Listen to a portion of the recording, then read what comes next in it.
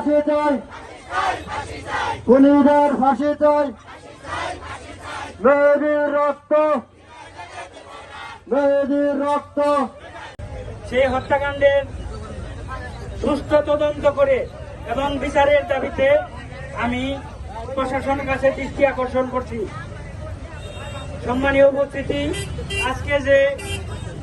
আজকে এই মানববন্ধনে যারা আমরা উপস্থিত হয়েছি এবং আমাদের সাংবাদিক ভাই আছে এবং সুশীল সমাজের লোক আছে এবং বিশেষ করে আমি প্রশাসনের দৃষ্টি আকর্ষণ করব।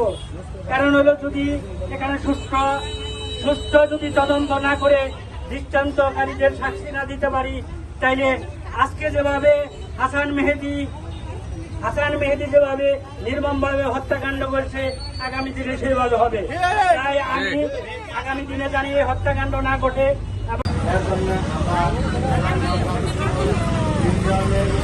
পক্ষ থেকে সবাই প্রশাসনকে আমি এই দুর্ঘটনাকে সুষ্ঠুভাবে তদন্ত করে এর যথাযথ ব্যবস্থা নেওয়ার জন্য আমি বিনীতভাবে আহ্বান জানাই।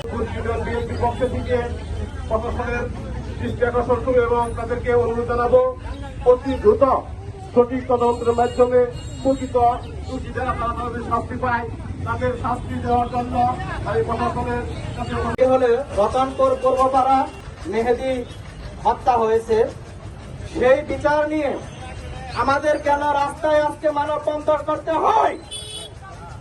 কারণ এদেশে কি প্রশাসন নয়? প্রশাসন যদি বিচার করে তাহলে আমাদের রাস্তায় কেন আসতে হবে? আমি প্রশাসনের দৃষ্টি আকর্ষণ করতেছি, এই হত্যাকাণ্ডে যেই মদতপৃষ্ট করুক না কেন তাদেরকে বিচারের আওতায় আনতে হবে। আমাদেরকে বারবার যেন রাস্তায় না নামতে হয়।